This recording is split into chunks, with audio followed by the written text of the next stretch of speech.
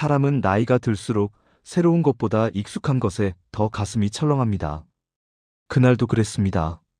새벽 5시, 항만 근처 경매시장에서 나는 죽은 줄 알았던 아내를 다시 봤습니다.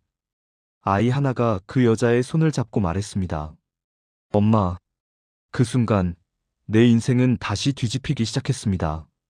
오늘은 5년 동안 죽은 사람으로 살아야 했던 한 여자와 그 사실을 전혀 몰랐던 남자의 이야기입니다. 사람은 나이가 들수록 기억보다 익숙함에 더 놀라게 되나 봅니다. 새로운 것에 가슴이 뛰는 게 아니라 이미 알던 것에 가슴이 철렁 내려앉는다고 해야 할까요? 그날도 그랬습니다. 새벽 5시, 항만 근처 경매시장이었습니다. 저는 일 때문에 그곳에 잠깐 들렀을 뿐이었습니다. 생선 비린내와 바닷바람이 섞인 공기, 고함 소리와 손술에 끌리는 소리가 뒤엉킨 그 새벽 시장에서 말이죠. 그런데 그때 사람들 사이에서 한 여자의 뒷모습이 눈에 들어왔습니다. 설명하기 힘든 감정이었습니다. 몸을 세우는 자세, 어깨를 살짝 움츠리는 버릇, 고개를 약간 숙인 채 걷는 습관. 그 모든 게 너무나 익숙했습니다. 입 밖으로 말이 새어나왔습니다. 아, 저 사람. 이미 이 세상에 없다고 믿었던 사람의 뒷모습이었으니까요. 저는 무심코 발걸음을 멈췄습니다. 5년이라는 시간 동안 너무 많이 그리워해서 이제는 닮은 사람만 봐도 착각하는 게 아닐까 싶었거든요. 그래서 그냥 서서 그 여자의 뒷모습을 바라봤습니다. 파란색 방한 점퍼, 낡아 보였습니다. 머리는 짧게 잘랐고 손에는 큰 청가방을 들고 있었죠. 그때 그 여자 옆에 서 있던 아이가 또렷하게 말했습니다. 엄마. 그 한마디에 여자가 고개를 돌렸습니다. 옆 얼굴이 보였습니다. 그리고 조금 더 돌아서자 정면이 보였습니다. 제 심장이 멎는 것 같았습니다. 그 얼굴이었습니다. 제 아내였던 사람. 이서진.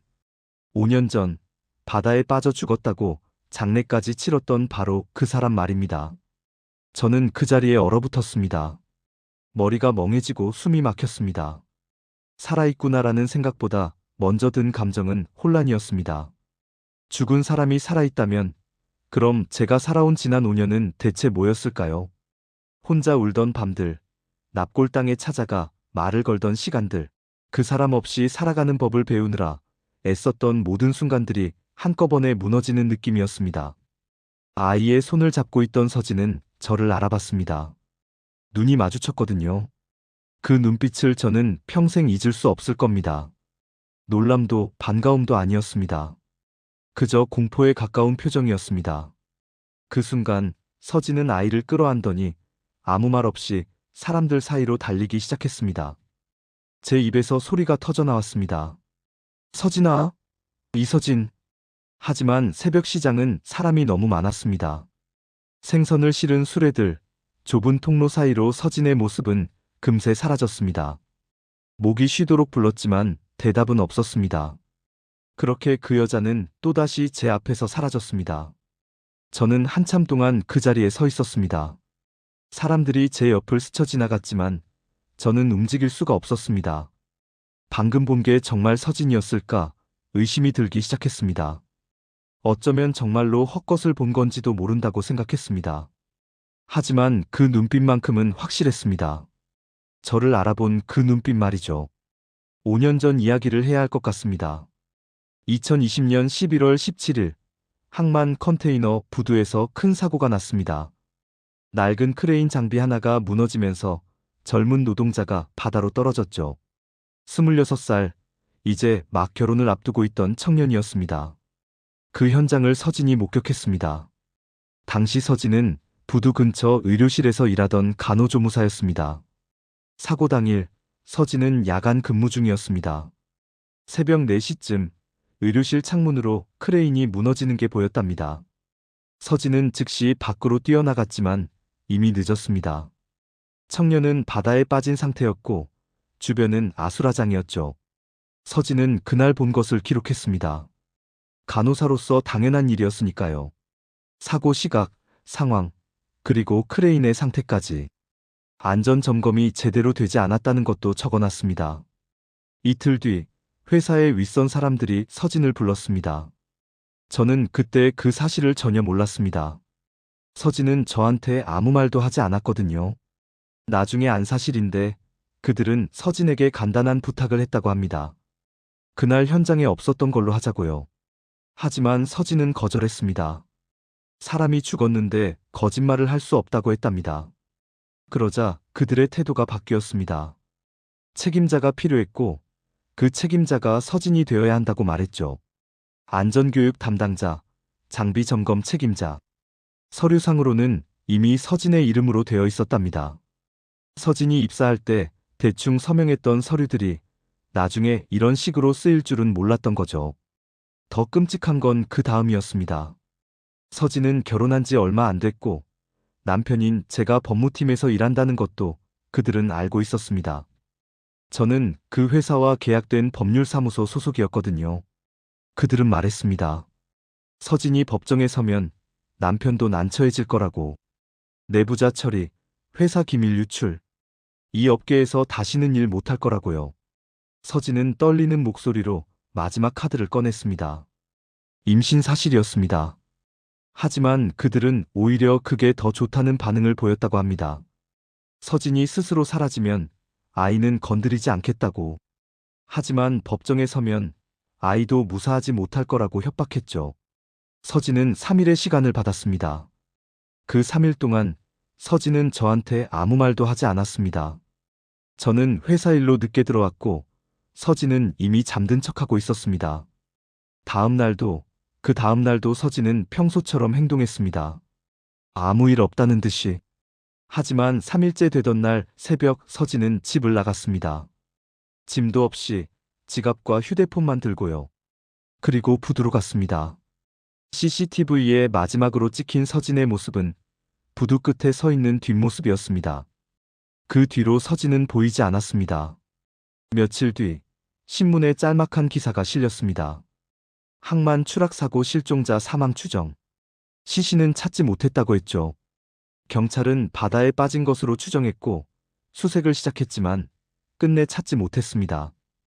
회사에서는 공식 발표를 냈습니다. 안전사고로 인한 책임자였던 이서진 씨가 스스로 목숨을 끊었다고요. 모든 게 깔끔하게 정리됐습니다.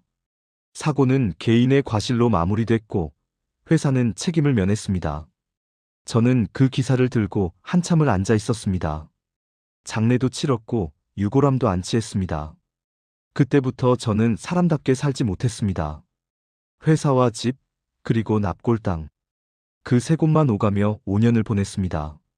그 사이 서진은 완전히 다른 삶을 살고 있었습니다. 이름도 주소도 과거도 없이 말이죠. 나중에 들은 이야기입니다만 서진은 바다에 뛰어들지 않았습니다. 부두 끝에 섰을 때 서진의 손은 배 위에 올려져 있었다고 합니다. 아직 불러오지도 않은 작은 생명이 그곳에 있었으니까요. 서진은 울면서 중얼거렸대요. 미안하다고, 엄마가 너무 겁쟁이라고. 바다에 뛰어들 수 없었던 겁니다. 아이 때문에. 그렇다고 돌아갈 수도 없었습니다. 저한테 돌아가면 저까지 위험해질 테니까요. 결국 서진은 다른 선택을 했습니다. 정말로 사라지는 것. 서진은 부두를 떠나 항만 도시 반대편으로 갔습니다. 가장 낡은 동네, 쪽방촌이 모여 있는 곳이었습니다. 거기서는 신분증 없이도 방을 얻을 수 있었거든요. 한 달에 30만 원이었는데 서진에게는 25만 원밖에 없었어요. 돌아서려는 서진을 주인 할머니가 불렀습니다. 그리고 서진의 배를 보더니 한숨을 쉬었죠. 결국 할머니는 25만 원에 방을 내줬어요. 대신 아기 낳으면 말하라고 아는 조산원이 있다고 했습니다. 그렇게 서진은 3평도 안 되는 그쪽 방에 자리를 잡았습니다. 화장실은 복도 끝에 공용으로 있었고 겨울엔 창문 틈으로 바람이 들어왔습니다. 서진은 그곳에서 혼자 임신 기간을 보냈습니다. 일을 해야 했지만 신분증이 없으니 제대로 된 일자리는 구할 수 없었습니다. 병원도 갈 수 없었죠. 건강보험이 없으니까요. 결국 서진이 선택한 건 시장 일이었습니다. 새벽 시장에서 물건을 날라주는 일, 채소를 다듬는 일, 설거지하는 일. 일당을 주는 곳이면 가리지 않았습니다. 배가 불러올수록 일은 힘들어졌습니다. 어느 날은 무거운 박스를 옮기다가 그만 주저앉았대요. 배가 너무 당겨서 숨을 쉴 수가 없었다고 합니다. 옆에서 일하던 아주머니가 다가왔습니다. 그리고 물었죠. 병원은 가봤냐고. 서진은 대답할 수 없었습니다. 신분이 없어서 병원에 갈 수 없다는 말을요. 아주머니는 한참 서진을 보더니 조용히 물었습니다. 사정이 있냐고. 서진은 고개를 끄덕였습니다. 남편은? 없어요. 가족은? 없어요. 아주머니가 깊은 한숨을 쉬었습니다. 그리고 이름이라도 말해보라고 했죠. 서진은 잠시 망설이다가 대답했습니다. 김민아라고. 거짓 이름이었습니다. 이서진이라는 이름은 이미 죽은 사람의 것이니까요. 그날 아주머니는 서진을 데리고 시장 구석의 작은 한의원으로 갔습니다. 그리고 자기가 진료비를 낸다고 하면서 서진은 그곳에서 처음으로 아이의 심장 소리를 들었습니다. 의사 선생님은 튼튼하다고, 건강하다고, 걱정하지 말라고. 그 말에 서진은 그만 울음을 터뜨렸습니다. 아주머니가 등을 토닥이며 물었죠. 애기 건강한데 왜 우냐고. 서진은 고맙다는 말밖에 할 수 없었습니다. 그날 이후로 서진은 그 아주머니의 도움을 받으며 일을 계속했습니다. 2021년 6월 3일 서진은 아이를 낳았습니다. 조산원에서였습니다. 병원이 아닌 할머니가 운영하는 낡은 건물의 2층에서 말이죠.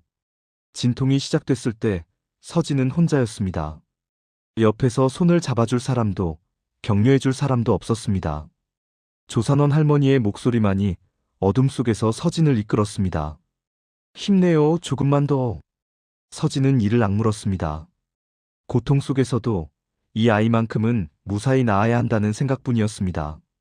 그리고 마침내 아이의 울음소리가 들렸습니다. 나왔어. 아들이에요. 서진은 기진맥진한 상태로 아이를 안았습니다. 작고 빨간 얼굴의 아기였습니다. 서진의 눈물이 아이의 얼굴에 떨어졌습니다. 할머니가 물었습니다. 이름은 뭐라고 지을 거냐고. 민재요. 김민재. 거짓 이름이었습니다. 하지만 서진이 아이에게 줄 수 있는 유일한 선물이었습니다. 출생신고는 할 수 없었습니다. 서진의 신분으로는 어떤 서류도 만들 수 없었으니까요. 그렇게 민재는 법적으로 존재하지 않는 아이가 됐습니다. 엄마도 아이도 둘 다 이 세상에 없는 사람들이 된 거죠. 서진은 민재가 100일 됐을 때부터 다시 시장에 나갔습니다. 아이를 업고 일하는 것밖에는 방법이 없었거든요. 시장 상인들이 말했습니다. 애 데리고 일하면 힘들다고. 하지만 서진은 괜찮다고, 업으면 된다고 대답했습니다. 새벽 4시에 일어나 민재를 업고 시장으로 나가는 일상이 시작됐습니다. 아이가 울면 구석에서 젖을 물리고 다시 일을 했습니다. 겨울이 가장 힘들었습니다. 새벽 추위는 뼈를 내는 듯 했습니다. 아이가 감기에 걸릴까봐 서진은 자신의 옷을 벗어 민재를 감쌌습니다. 민재가 물었습니다. 엄마 춥지 않냐고. 서진은 웃으며 대답했습니다. 안 춥다고, 엄마는 안 춥다고. 하지만 서진의 손은 꽁꽁 얼어 있었습니다. 어느 날 민재가 열이 났습니다. 높은 열이었습니다. 서진은 아이를 안고 병원을 찾아갔지만 신분증이 없어 진료를 받을 수 없었습니다. 간호사가 물었습니다. 보험 없으면 전액 본인 부담인데 괜찮으냐고. 서진의 통장엔 5만 원이 전부였습니다. 진료비는 10만 원이었죠. 서진은 아이를 안고 병원을 나왔습니다. 그리고 약국으로 갔습니다. 해열제를 샀습니다. 민재의 나이를 속여서요. 신분증을 보여줄 수 없었으니까요. 그날 밤 서진은 아이를 안고 밤새 깨어 있었습니다. 제발 괜찮아지라고 계속 중얼거리면서요. 다행히 열은 떨어졌습니다. 하지만 서진은 그 일 이후로 더 조심스러워졌습니다. 아이가 다칠까봐, 아플까봐, 혹시라도 무슨 일이 생길까봐요. 시간은 그렇게 흘러갔습니다. 민재는 3살이 됐고 4살이 됐습니다. 이제 제법 말도 하고 걸었습니다. 민재가 유치원 앞을 지나다 말했습니다. 자기도 저기 가고 싶다고.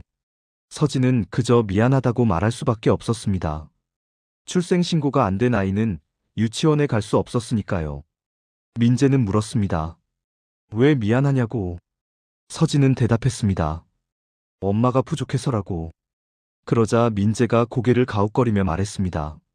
엄마는 안 부족한데? 그 말에 서진은 또 울었습니다. 5년이 그렇게 흘렀습니다. 민재는 5살이 됐고 서진은 여전히 시장에서 일했습니다. 이제는 중고옷을 파는 작은 노점 가게를 얻었습니다. 그리고 어느 날 새벽 운명이 다시 두 사람을 마주치게 만들었습니다. 저는 그 뒤로 매일 새벽 시장에 나갔습니다. 서진을 찾기 위해서였죠. 회사 일도 제대로 손에 잡히지 않았어요. 자꾸 그날 새벽의 장면이 떠올랐습니다. 서진의 뒷모습, 파란 점퍼, 그리고 그 아이. 일주일이 지났습니다. 서진은 보이지 않았어요. 혹시 다른 지역으로 떠난 건 아닐까 불안이 엄습했습니다. 그런데 열흘째 되던 날 새벽 5시 반쯤 시장 구석에서 다시 그 파란 점퍼를 봤습니다. 이번에는 놓칠 수 없었어요. 저는 조용히 다가갔습니다. 사람들 사이를 비집고 최대한 눈에 띄지 않게요. 서진은 낡은 옷가지들을 펼쳐놓고 있었어요.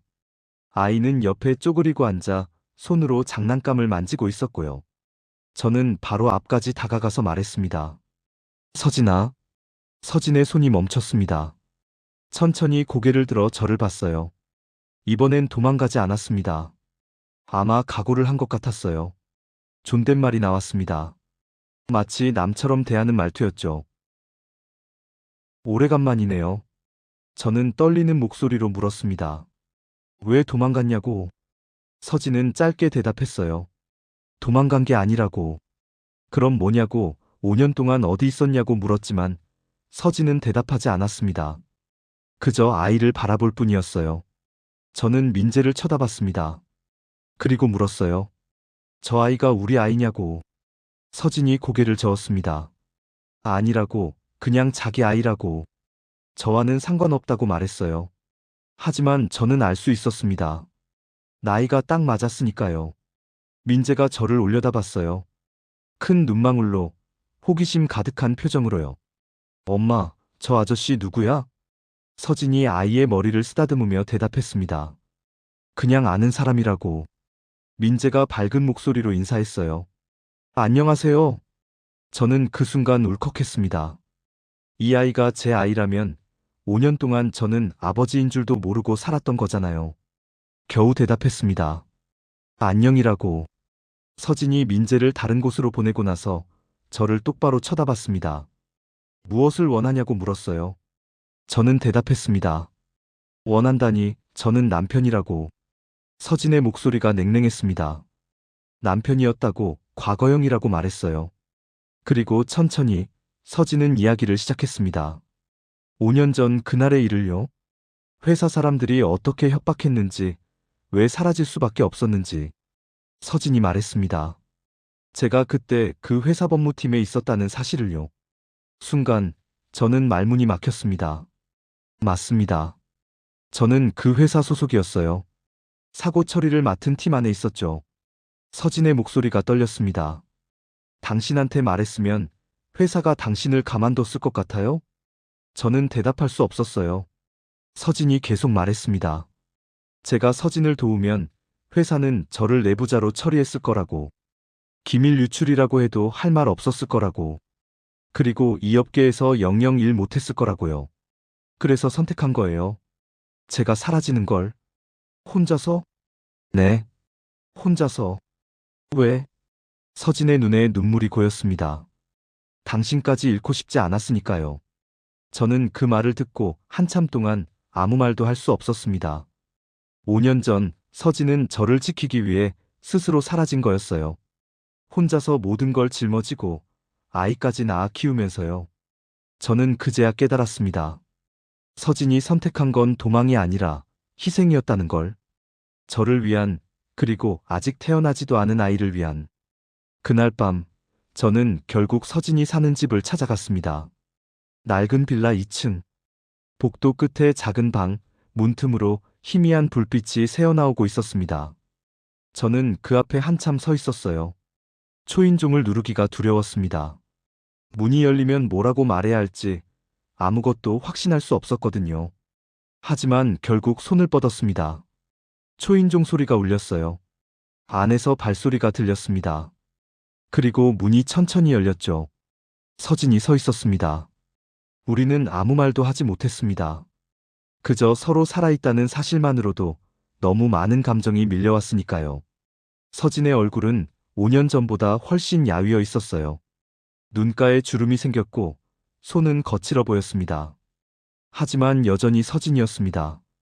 떨리는 목소리가 들렸습니다. 왜 왔어요? 저는 솔직하게 대답했어요. 보고 싶어서라고. 그때 안쪽에서 아이 목소리가 들렸습니다. 민재였습니다. 아이가 문 쪽으로 걸어왔습니다. 작은 발걸음으로, 호기심 가득한 표정으로. 아저씨 누구예요? 그 한마디에 제 가슴이 내려앉았습니다. 제 아들이 저를 아저씨라고 부르고 있었습니다. 당연한 일이었습니다. 이 아이는 저를 한 번도 본 적이 없었으니까요. 하지만 그 사실이 너무 아팠습니다. 서진이 아이를 안아올리며 말했습니다. 엄마 아는 사람이라고. 그리고 민재를 안으로 보낸 뒤 서진은 문을 조금 닫았어요. 완전히 닫지는 않았지만 저를 안으로 들이지도 않았습니다. 저는 물었습니다. 들어가도 되냐고. 서진이 고개를 저었습니다. 안 된다고. 지금 들어오면 민재가 혼란스러워할 거라고 말했어요. 침묵이 흘렸습니다. 서진이 물었습니다. 왜 이러냐고. 저는 대답했어요. 못 가겠다고. 서진과 민재가 여기 있는데 어떻게 가냐고. 서진은 말했습니다. 5년 동안 잘 살았다고. 앞으로도 그럴 거라고. 하지만 저는 물었습니다. 이게 잘 사는 거냐고. 주변을 둘러봤습니다. 낡은 복도, 벗겨진 페인트, 깨진 복도 전구. 서진의 목소리가 작아졌습니다. 적어도 안전하다고, 그것만으로도 충분하다고 말했어요. 저는 고개를 저었습니다. 충분하지 않다고. 서진이 말했습니다. 저 없이도 괜찮다고. 이제 와서 흔들지 말라고. 저는 말했습니다. 늦지 않았다고. 그러자 서진이 소리쳤습니다. 늦었어요. 그리고 눈물을 흘리기 시작했어요. 5년이에요. 5년 동안 혼자 견뎠어요. 이제 와서 같이 하자고 하면 그게 되는 거예요? 저는 그저 미안하다고밖에 말할 수 없었습니다. 서진이 떨리는 목소리로 말했어요. 미안하다고 해결되는 게 아니라고. 하지만 저는 말했습니다. 그래도 사랑하니까. 서진이 얼어붙었습니다. 그런 말 하지 말라고 작게 말했어요. 저는 다시 말했습니다. 사실이라고. 긴 침묵이 흘렀습니다. 서진이 결국 말했습니다. 오늘은 그만 가달라고. 생각할 시간이 필요하다고. 저는 알았다고 대답했습니다. 그리고 물었습니다. 내일 다시 와도 되냐고. 서진은 모르겠다고 했습니다. 하지만 저는 말했습니다. 그래도 오겠다고. 문이 천천히 닫혔습니다. 안에서 서진과 민재의 목소리가 들렸습니다. 엄마, 아까 그 아저씨 누구야? 엄마 옛날 친구야. 친구면 좋은 사람이야? 응, 좋은 사람이야. 그 말을 듣고 저는 조금 안도했습니다.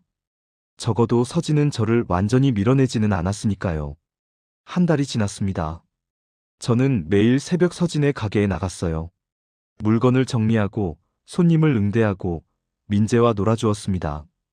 서진은 처음엔 불편해했지만 점점 익숙해지는 것 같았어요.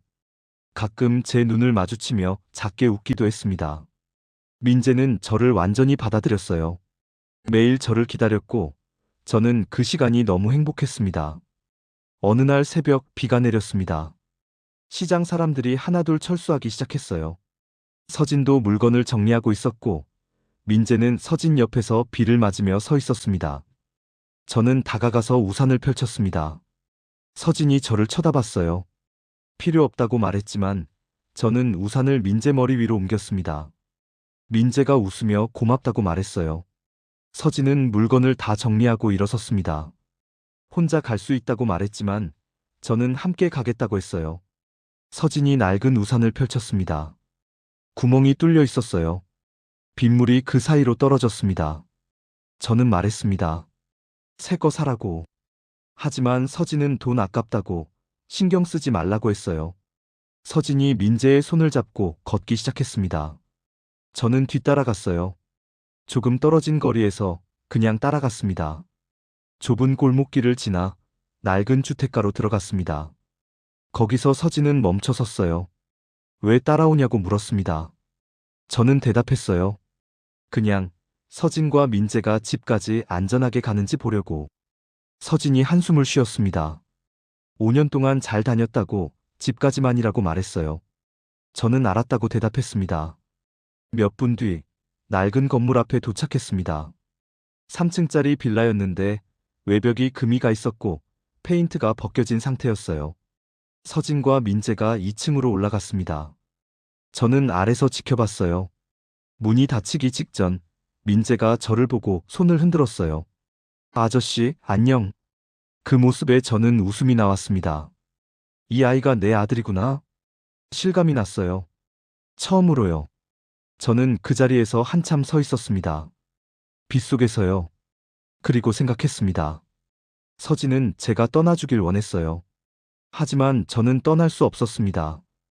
5년을 잃어버렸다면 앞으로라도 함께할 수 있지 않을까요? 그렇게 결심하며 저는 집으로 돌아갔습니다. 하지만 그날 밤 모든 게 바뀌었습니다. 전화가 왔거든요. 낯선 번호였습니다. 여보세요? 서진의 목소리였습니다. 떨리는 목소리로요. 저예요. 서진아? 무슨 일이야? 도와주세요. 왜? 무슨 일인데? 그 사람들이 찾아왔어요. 제 심장이 철렁 내려앉았습니다. 누가? 회사 사람들이요. 저는 즉시 물었습니다. 지금 어디 있냐고. 서진이 대답했어요. 집이라고, 민재랑 같이 있다고. 하지만 이미 밖에서 그들이 기다리고 있다고 말했습니다. 제발 빨리 와주세요. 전화가 끊겼습니다. 저는 곧바로 차에 올라탔습니다. 그리고 서진의 집으로 달려갔습니다. 도착했을 때 건물 앞에 검은색 승용차가 서 있었어요. 차 안에 2명의 남자가 앉아 있었습니다. 저는 차에서 내려 그들에게 다가갔습니다. 여기서 뭐 하는 겁니까?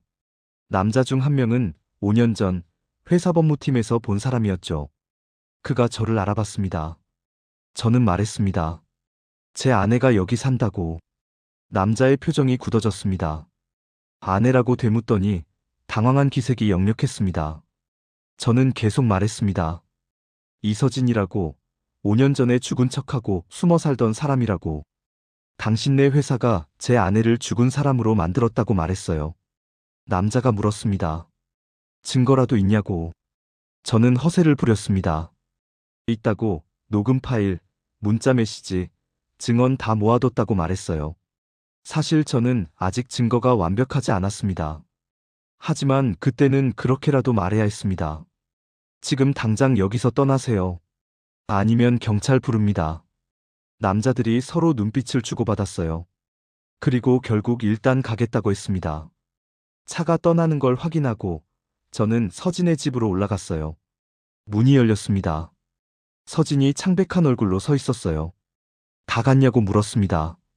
저는 괜찮다고 대답했어요. 안으로 들어가자 민재가 구석에 쪼그리고 앉아 있었습니다. 저를 보더니 달려와서 제 다리를 붙잡고 울었어요. 무서웠다고, 밖에 나쁜 아저씨들이 있었다고 말했습니다. 저는 민재를 안아 올렸습니다. 처음으로 제대로 안아본 아들이었어요. 작고 따뜻했습니다. 서진이 의자에 주저앉았습니다. 어떡하냐고, 또 올 거라고 불안해했어요. 저는 말했습니다. 안 온다고, 제가 맡겠다고. 어떻게 하냐고 물었을 때 저는 대답했습니다. 법적으로 대응하겠다고. 5년 전 일을 다시 정리하자고. 서진이 기억하는 거 전부를 말해달라고 했어요. 서진이 불안한 표정으로 물었습니다. 할 수 있을까요? 저는 고개를 끄덕였습니다. 할 수 있어. 우리 둘이서. 그날 밤 우리는 밤새 이야기했습니다. 5년 전의 일들을 하나하나 정리했어요. 서진은 놀라울 정도로 많은 걸 기억하고 있었습니다. 날짜, 장소, 대화 내용, 관련된 사람들. 그리고 서진이 백업해둔 이메일 계정에는 수십 통의 협박 문자가 저장돼 있었어요. 저는 그 자료들을 모두 정리했습니다. 이거면 충분해. 3개월 뒤, 저는 회사를 그만뒀습니다. 그 회사와 관련된 일을 더 이상 할 수 없었거든요. 대신 다른 법무법인으로 옮겼어요. 그리고 서진의 사건을 맡았습니다. 무료로요. 증거를 모으고 증인을 찾고 소송을 준비했습니다. 쉽지 않았어요. 많은 사람들이 입을 다물었고 회사는 온갖 방법으로 방해했습니다. 하지만 저는 포기하지 않았어요. 6개월 뒤 법원에 소송을 제기했습니다. 부당해고, 명예훼손, 그리고 사고 조작. 언론이 관심을 가졌어요. 5년간 죽은 사람으로 살아야 했던 여성, 법정 투쟁 시작. 기사가 나가자 여론이 들끓었습니다. 회사는 부인했지만 증거가 하나둘 드러나면서 궁지에 몰렸어요. 1년 뒤 1심에서 승소했습니다. 판사가 선고했습니다. 피고는 원고에게 손해배상금 3억 원을 지급하라고. 법정을 나오는 길에 서진이 울었어요. 끝났냐고 물었습니다. 저는 고개를 끄덕였습니다. 끝났다고, 정말로 끝났다고 말했어요. 서진이 제 품에 안겼습니다. 고맙다고, 정말 고맙다고 계속 말했어요. 저는 서진의 등을 토닥였습니다. 이제 진짜 새로 시작하자. 그로부터 6개월 뒤, 우리는 작은 아파트로 이사했습니다. 시장 근처였지만 이전보다는 훨씬 나은 곳이었어요. 민재는 초등학교에 입학했습니다. 정식으로 출생신고를 마친 뒤였죠. 그날 저녁, 세 식구가 처음으로 같은 식탁에 앉았습니다. 처음으로 가족이 된 순간이었어요. 민재가 밥을 먹다 말고 물었습니다. 엄마, 나 궁금한 게 있어. 뭔데? 아저씨는 계속 우리랑 같이 있는 거야? 서진이 저를 쳐다봤어요. 저는 민재를 보며 대답했습니다. 그래. 계속 같이 있을 거야. 왜? 왜긴 우리 가족이니까. 민재가 고개를 갸웃거렸습니다. 가족? 서진이 천천히 말했어요. 민재야, 사실 이 아저씨가 내 아빠야. 민재가 눈을 크게 떴습니다. 진짜?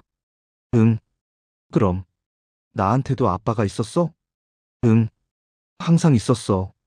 엄마가 말 안 한 거야. 민재가 저를 빤히 쳐다봤어요. 그리고 물었습니다. 그럼 뭐라고 불러? 저는 물었습니다. 뭐라고 부르고 싶냐고. 민재는 잠시 생각하더니 작게 말했습니다. 아빠. 그 한마디에 저는 울컥했습니다. 그래. 앞으로 아빠라고 불러줘. 민재가 환하게 웃었습니다. 응. 저는 그날 처음으로 울면서 웃었습니다. 그날 밤, 저는 처음으로 민재를 재웠습니다. 책을 읽어달라고 해서 동화책을 펼치고 읽기 시작했습니다. 중간에 민재가 물었습니다. 아빠, 우리 행복한 거지? 응. 행복해. 나도. 민재가 눈을 감았습니다. 저는 민재의 이마에 입을 맞췄습니다. 잘 자, 아들. 노후가 된다는 건 모든 걸 다 이룬다는 뜻이 아닙니다. 잃어버린 것 중 끝내 놓지 않은 걸 다시 안아보는 시간인 것 같아요. 그날 새벽 시장에서 저는 아내를 다시 만났고 아들을 처음 만났습니다. 늦었지만 그래도 살아있어서 다행이었습니다. 5년이라는 시간은 되돌릴 수 없습니다. 하지만 앞으로의 시간은 함께 만들어갈 수 있습니다. 천천히, 조심스럽게, 그리고 진심으로. 어느 날 서진이 물었습니다. 후회해요? 나 때문에 회사도 그만두고 힘든 일도 많았잖아요. 저는 웃으며 대답했습니다. 후회는 무슨? 내 인생에서 가장 잘한 선택이야. 고마워요. 뭐가? 곁에 있어줘서. 나도 고마워. 다시 돌아와줘서. 우리는 서로를 안았습니다. 그리고 이제 알았어요. 가족이란 건 완벽함이 아니라 함께 있음이라는 걸. 행복이란 건 거창한 게 아니라 오늘을 함께 사는 것이라는 걸. 때로는 사라지는 것도 남아있는 것도 모두 사랑의 방식일 수 있습니다. 다만 우리는 그 사랑이 너무 외롭지 않도록 서로 곁을 지켜주어야 합니다. 오늘 이야기가 마음에 남으셨다면 구독과 좋아요로 다음 이야기에 함께 해주세요. 당신의 하루가 조금 덜 외롭기를 바라며 오늘 이야기를 마칩니다.